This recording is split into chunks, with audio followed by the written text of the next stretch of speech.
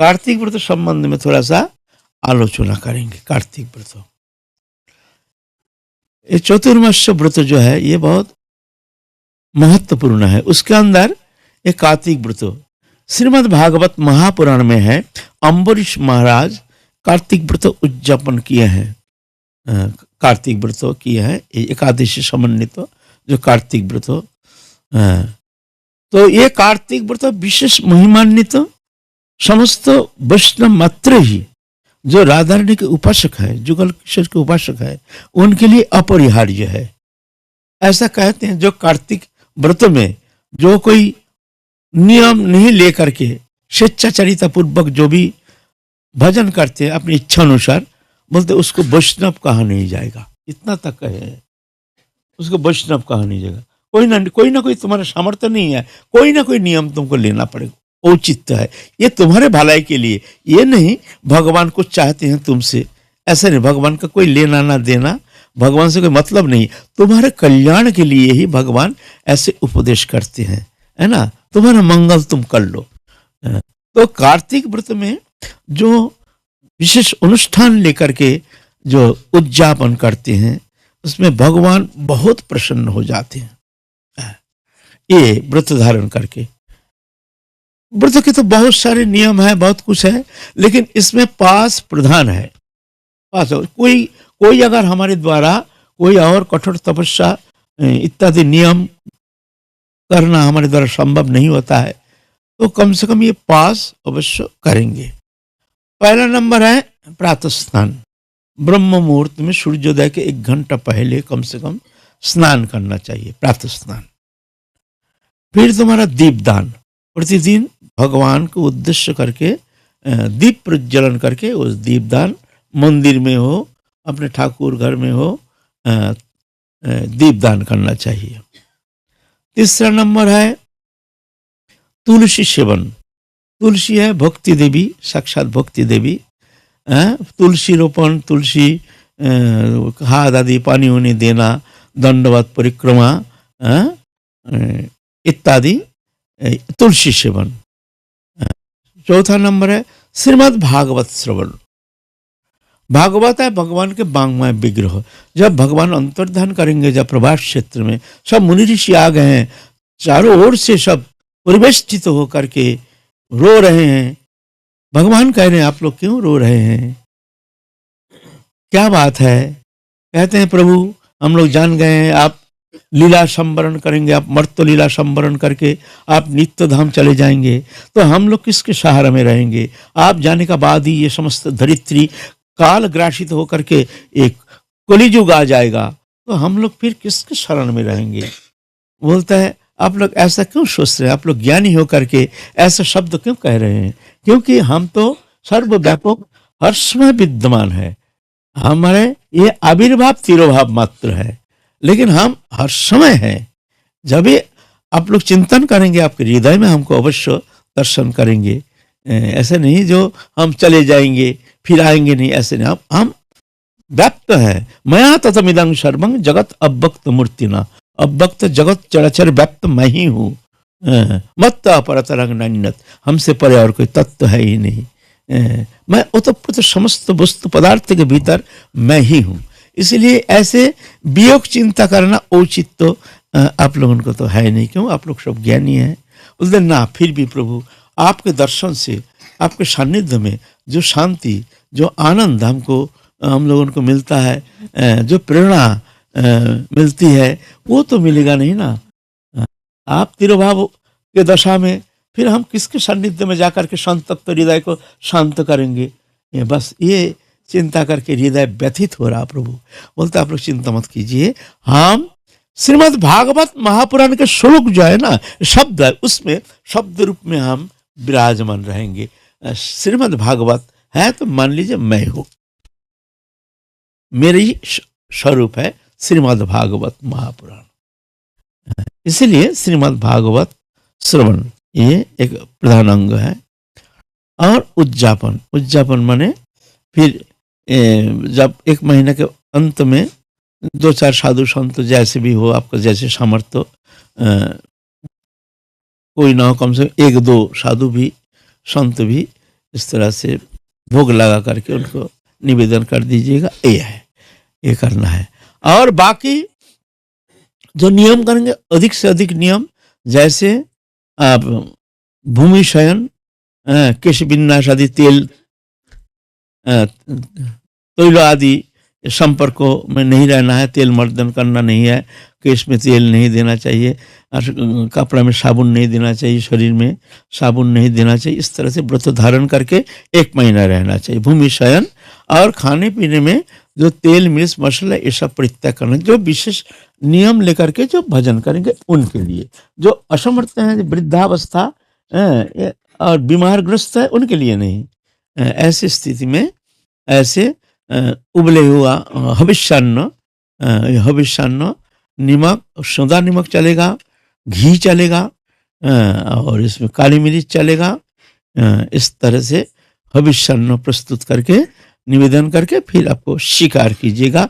कोई संभव हो तो एक बार, अगर असंभव हो तो एक बार ही उत्तम है। एक बार आहार जो लेंगे, शाम को दूध ले सकते हैं, है ना।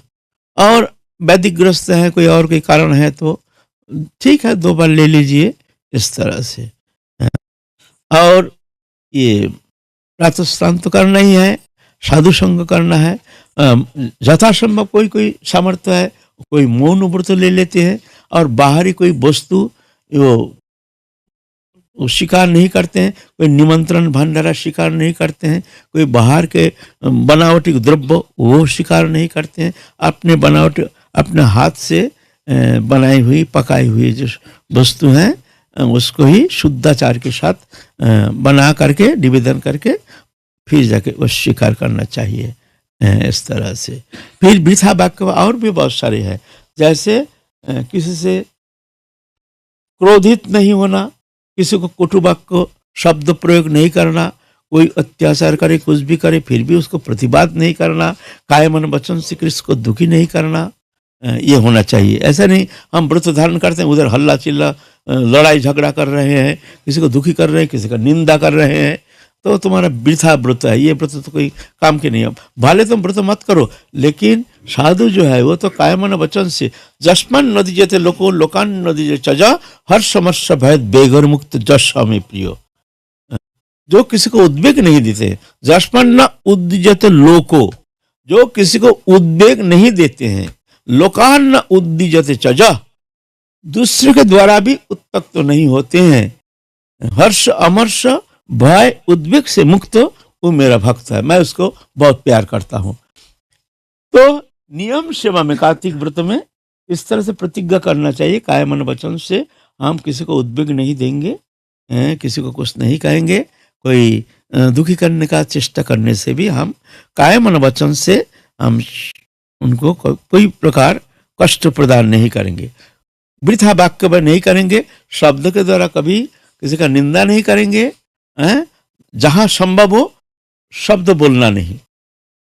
अनुद्वेगं करं वाक्यं सत्यं प्रियं हितं च यत् साध्याभ्यासनं चैव वाङ्मयं तप उच्यते। ये वाचिक तपस्या साधक के लिए, गृहस्थी हो चाहे त्यागी हो, ये वाचिक तपस्या, क्यों शब्द के द्वारा ही बड़ा बड़ा अनर्थ हो जाता है, बड़ा बड़ा अपराध लग जाता है शब्द के द्वारा। अनुद्वेगं करं वाक्यं, जिस शब्द के द्वारा किसी का उद्वेग नहीं होता है। सत्यं, ऐसे नहीं झूठ बोल के उनका मनोरंजन करोगे, सत्य होना चाहिए। फिर प्रियं, ऐसा नहीं उनको सुनने में अच्छा लगेगा, प्रिय मीठी वचन, फिर उसमें भी होगा नहीं हितम चजत, फिर उस शब्द के द्वारा उनका हित भी होना चाहिए। अनुद्वेगकार, प्रिय, प्रिय माने अच्छा लगेगा, और हितकारी होना चाहिए, तीनों होना चाहिए। ऐसे शब्द हो तो बोलो, ऐसे शब्द नहीं आए तो चुप रहो, मौन रहो, कुछ बोलना नहीं, है ना। तो ये साधना का अंग है। हम लोग बाहरी क्या करते हैं, हम लोग ज्यादातर चतुर्मास करते हैं, क्या करते हैं जानते हैं, अवगुण सब, उस तरफ तो कोई ध्यान नहीं। कोई खाने पीने का कौन कितना कठोर, बस कोई तो फलाहारी चल रहा है, फलाहार खा रहे मन, अरे फलाहार तो पशु पक्षी बहुत फलाहारी है, तो क्या हुआ, फलाहार से क्या होता है। हाँ, ये चित्त शुद्धि के लिए, अंतकरण शुद्धिकरण के लिए उपाय मात्र, लेकिन ये भजन नहीं। मन को संयमन करने के लिए एक प्रक्रिया विशेष है, वो भजन नहीं। हमारे असंयत चित्त वृत्ति है, तो चित्त भी तो संयमित करने के लिए हमारी ये सब नाना प्रकार साधना ये करना चाहिए, है ना। ये भजन नहीं, लेकिन उसके प्रति हमारे ज्यादा, वो तो मौन है उधर, फिर शाकाहारी है, और उधर तो देखो इसको डांट रहे, उसको ये कर रहे, उसको ये कर रहे, कोई लगाम नहीं, अपने आचरण के ऊपर कोई लगाम नहीं। ऐसे व्रतों कुछ लाभदायक नहीं है। हाँ ठीक है, आहार शुद्धि होना चाहिए, संग शुद्धि होना चाहिए, फिर किसी को उद्वेग नहीं देना है, कोई झूठ नहीं बोलना है, किसी को शब्द के द्वारा किसी को कष्ट नहीं पहुंचाना है, किसी का निंदा नहीं करना है, मुख में हरिनाम छोड़ करके, भगवत कथा छोड़ करके और कोई शब्द प्रयोग नहीं करना है। इस तरह से एक व्रत धारण करके 1 महीना अनुष्ठान करना जरूरी है। यह है हमारे कार्तिक व्रत की विशेष महिमा। तो भाई कार्तिक में आपको 5 नियमों का पालन तो जरूर करना चाहिए। यदि आपने ऐसा किया तो भगवान श्री कृष्ण की अहेतुक की कृपा आपको जरूर प्राप्त होगी। 5 नियम कौन कौन से हैं? एक तो सवेरे से उठ करके ब्रह्म मुहूर्त में स्नान करना, और स्नान करने के बाद में तुलसी जी की प्रदक्षिणा करना, जितनी भी आपसे बन पड़े, पर कम से कम 1 माला की प्रदक्षिणा तो आपको तुलसी मैया की करनी ही चाहिए। और उसके बाद में भगवान श्री कृष्ण की आराधना जब आप करते हैं तो दीप दान करते हुए दामोदर अष्टक का पाठ जरूर करना चाहिए। जितना हो सके आप कम बोले, ये प्रयास भी आपको करना है। भगवत गीता या श्रीमद् भागवत महापुराण का हो सके तो आप नित्य 1 अध्याय का पाठ करें, ये भी बहुत ही लाभदायक होगा आपके जीवन में। 1 महीना कर लीजिए, बस 1 महीना करने से आपके पूरे साल की बैटरी चार्ज हो जाएगी भैया।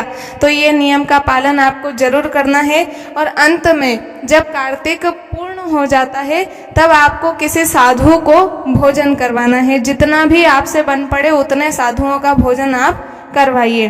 तो इस प्रकार से हमें इन नियमों का पालन करना ही है। यदि वीडियो आपको अच्छा लगा तो चैनल को सब्सक्राइब कीजिएगा और वीडियो को लाइक कीजिएगा। मिलते हैं अगले वीडियो में, तब तक के लिए सभी को राधे राधे।